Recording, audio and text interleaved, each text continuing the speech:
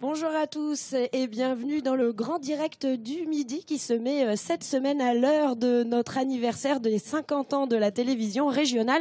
Alors cette semaine on vous promène et je vous propose de commencer cette semaine justement par un des lieux emblématiques de notre région. Il s'agit du Mont-Beuvray et du site de Bibracte. Alors le site de Bibracte, c'est une ville gauloise des Éduins qui remonte au 1er siècle avant Jésus-Christ. Nous n'avons malheureusement pas d'image de cette époque-là, mais nous en avons des années 80. Et les années 80, Monsieur Guichard, bonjour. Bonjour. Vous êtes toujours assimilé depuis ces années 80, Bibracte, avec notre président de l'époque, François Mitterrand. Il est pour beaucoup sur la naissance de ce site ou la renaissance de ce site. Oui, donc Bibracte a croisé la trajectoire de plusieurs grands personnages. Et effectivement, en 1984, François Mitterrand avait été pendant 35 ans l'élu du Morvan. Et c'est à cause de lui, en fait, mais aussi l'intérêt de la communauté archéologique, que l'on a redémarré des fouilles qui s'étaient arrêtées depuis 70 ans. Alors, on le voit sur les images là en ce moment. En 1995, naît vraiment le musée, l'inauguration. On inaugure en grande pompe ce site et le président est sur place. C'est pas du tout ça. Non ? En fait, Mitterrand demande aux archéologues de reprendre pied sur le site, sans leur dire ce qu'ils devaient faire. Il travaillait aussi comme ça. À charge pour la communauté archéologique de dessiner un projet. Ce projet s'est construit empiriquement au fil des années. Et ce n'est qu'en 1989 que Bibracte a rejoint la liste très très réduite des grands travaux de l'État, qui sont pour la plupart parisiens d'ailleurs. Et finalement, je dirais, la concrétisation de tout cela, c'est en avril 95, l'inauguration du bâtiment où nous sommes par Mitterrand. Ça va être pratiquement sa dernière sortie publique à la fin de son deuxième septennat. Héloïse Vial, je me tourne vers vous. Vous étiez déjà là au moment de cette inauguration. C'est un souvenir, 1995, le président qui est là ? Oui, bien sûr. C'est un souvenir prégnant dans nos mémoires.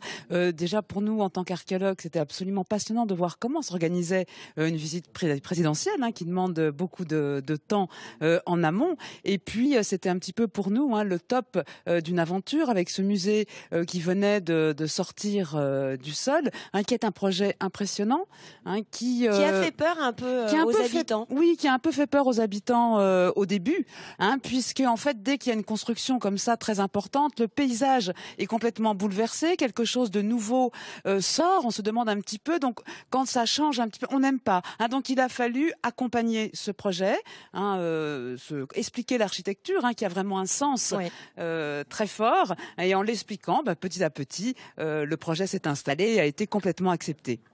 Je reviens vers vous, Monsieur Guichard. Pour vous, vous l'avez dit avant, vous tâtonniez. À partir de 95, vous êtes vous aussi ici. On s'installe vraiment, on peut commencer à travailler sérieusement en se disant qu'on est là pour un bout de temps ?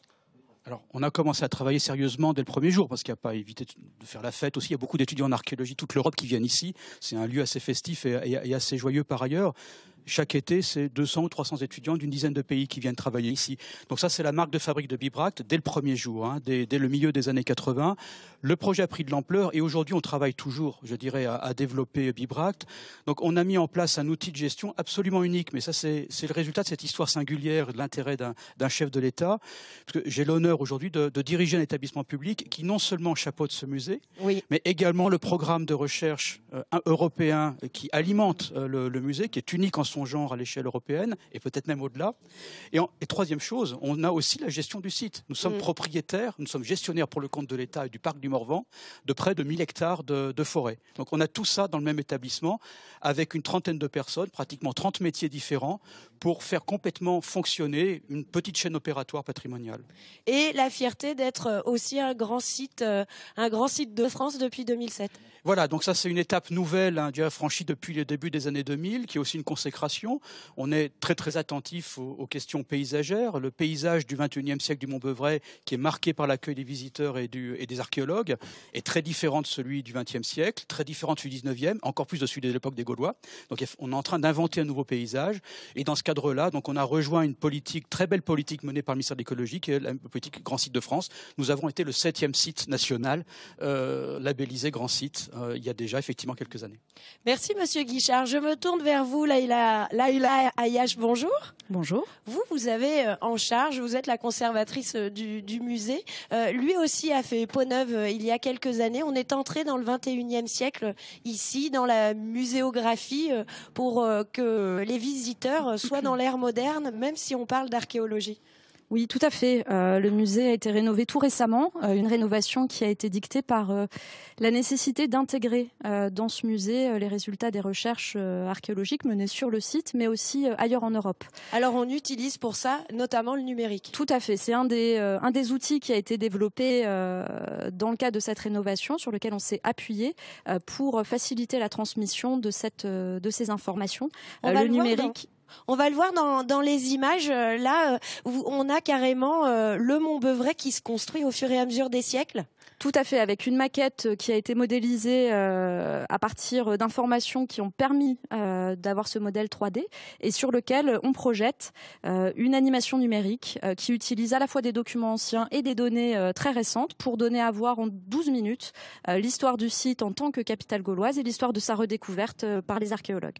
La richesse aussi de ce musée, ce sont les visites guidées. Vos guides continuent sans cesse à se former. Tout à fait. On met un point d'honneur et c'est un des enjeux pour un musée d'archéologie que de suivre les évolutions de la recherche et les outils numériques permettent d'intégrer au fur et à mesure ces évolutions, mais surtout la médiation humaine, celle que les guides mettent en œuvre tout au long de l'année, puisque ceux-ci sont formés tous les ans. Ils bénéficient d'une 50aine d'heures de formation qui visent notamment à leur transmettre au fur et à mesure les avancées des archéologues sur le terrain. Je vous remercie. Il nous reste très peu de temps, mais on peut dire aussi que ces visites sont aussi à destination des enfants que vous accueillez. Tout à fait. En fait, l'équipe de Bibract met un point d'honneur à développer des propositions d'animation, de visites guidées, d'ateliers pour tout le monde, toute la famille. Merci beaucoup. Voilà pour le site de Bibract que vous pouvez visiter tout au long de l'année.